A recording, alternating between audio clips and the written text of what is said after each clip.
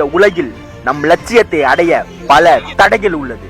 அந்த தடைகளை தாண்டி தன் லட்சியத்தை அடைந்த சில